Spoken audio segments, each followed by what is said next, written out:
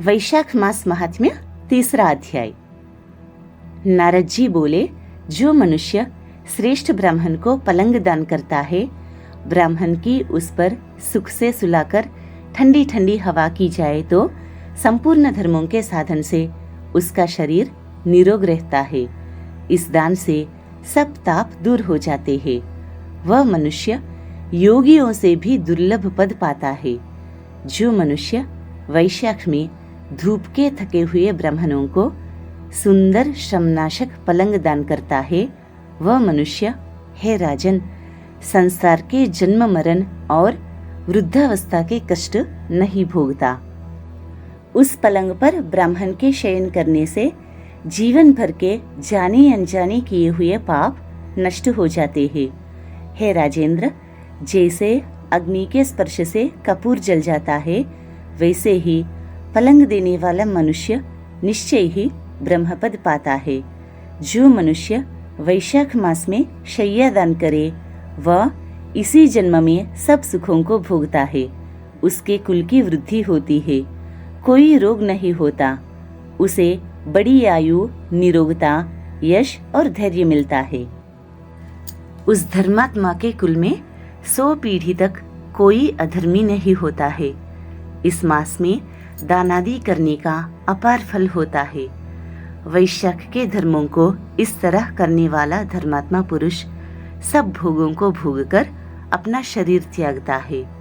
जो वेद पाठी ब्राह्मण को तकिया दान देता है, उसके सभी पाप नष्ट हो जाते हैं और अंत में ब्रह्मपद प्राप्त होता है।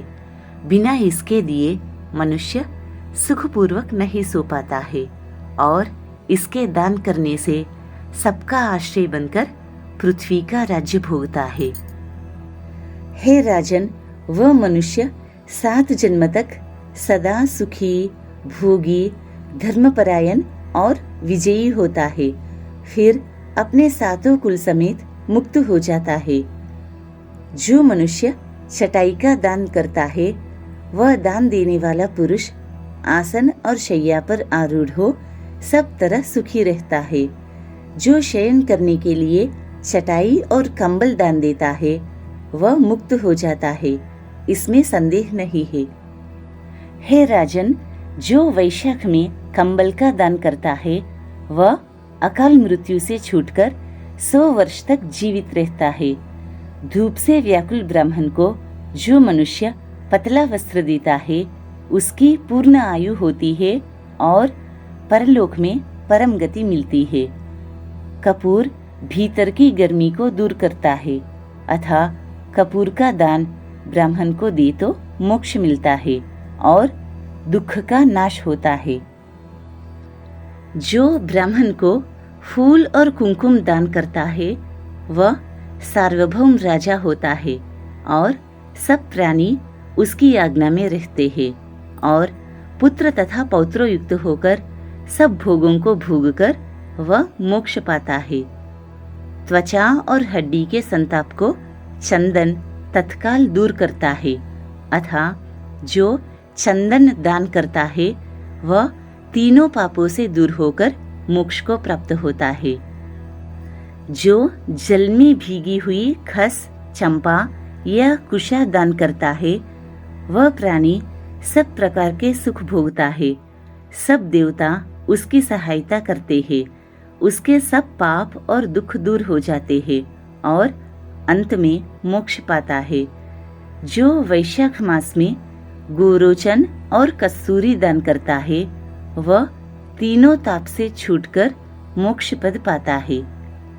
जो मेष की संक्रांति में तांबूल और कपूर दान करता है, वह पृथ्वी में सारे सुख भोगकर निर्वाण पद प्राप्त करता है। जो मनुष्य सेवती और जूही दान करता है, वह सार्वभौम राजा होकर अंत में मोक्ष पद पाता है। जो वैशाख में केतकी और मल्लिका दान करता है, वह माधव भगवान की आज्ञा से मोक्ष पद पाता है। जो मनुष्य ब्राह्मण को सुपारी और अन्य सुगंधित द्रव्यों का दान देता है और जो नारियल दान करता है, उसके पुण्य के फल चित्त लगाकर सुनो। वह 7 जन्म तक ब्राह्मणों के घर जन्म लेता है और धनवान तथा वेद पाठी होता है। फिर वह 7 कुल समेत विष्णु लोक को जाता है। हे राजन, जो प्राणी विश्राम मंडप बनाकर ब्राह्मण को देता है, उसके पुण्य के फल कहने को मेरी सामर्थ्य नहीं है। जो मनुष्य छाया मंडप बनवाकर भीतर बालू बिछाकर उसमें प्याऊ लगा देता है, वह स्वर्ग लोक का स्वामी होता है।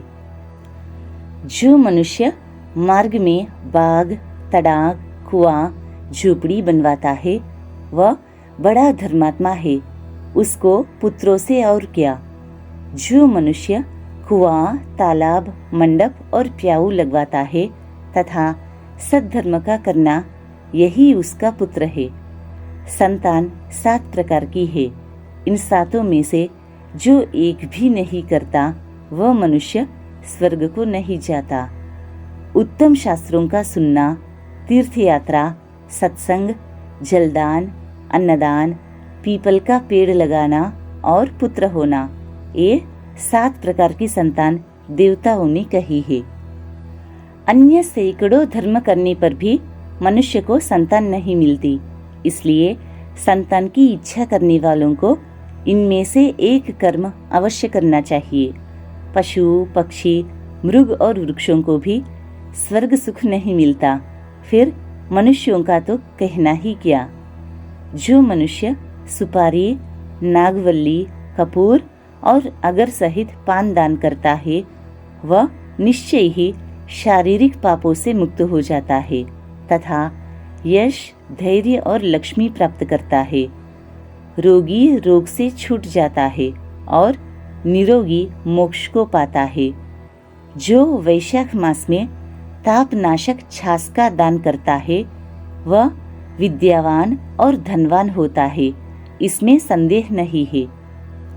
क्योंकि गर्मी की ऋतु में तक्र के समान कोई दान नहीं, इसलिए मार्ग के कारण थके हुए ब्राह्मण को छाछ का दान करे। जो मनुष्य नींबू का रस और नमक डालकर अरुचि नाशक छाछ का दान करता है, वह मोक्ष पाता है। जो गर्मी से व्याकुल ब्राह्मण को दही की लस्सी पिलाता है, हे राजन, उसके पुण्य का फल कहने की मुझ में सामर्थ्य नहीं है। जो वैशाख महीने में अच्छे चावल दान करता है, उसकी बड़ी आयु होती है और वह सब यज्ञों के फल पाता है। जो तेजरूप गौ का घी दान देता है, वह अश्वमेध का फल प्राप्त कर विष्णु भगवान के मंदिर में आनंद पाता है। जो मेष संक्रांति में ककड़ी और गुड़ दान करता है, वह सब पापों से छूटकर श्वेत द्वीप को जाता है। जो मनुष्य दिन के ताप की शांति के लिए ईख दान करता है, उसका अनंत पुण्य होता है। जो सायंकाल में श्रम की शांति के लिए पान का दान करता है, वह सब पापों से छूटकर विष्णु की सायुज्यता पाता है। जो सायंकाल के समय ब्राह्मणों को फल और पान का दान करे, उसके पितरों को निश्चय सुधापान मिलता है। जो वैशाख मास में पके आम के फल और पान का दान करता है, उसके सब पाप निश्चय ही दूर हो जाते हैं। चैत्र महीने की अमावस्या को पेय से भरे घड़े का दान करने से 100 गया श्राद्ध कर लिया, इसमें संदेह नहीं। चैत्र की अमावस्या को कस्तूरी, कपूर, मल्लिका, खस आदि वस्तुओं से युक्त जल कुंभ का दान जो पितृश्वरों के लिए करता है, उसको 96 श्राद्ध करने का पुण्य निस्संदेह होता है।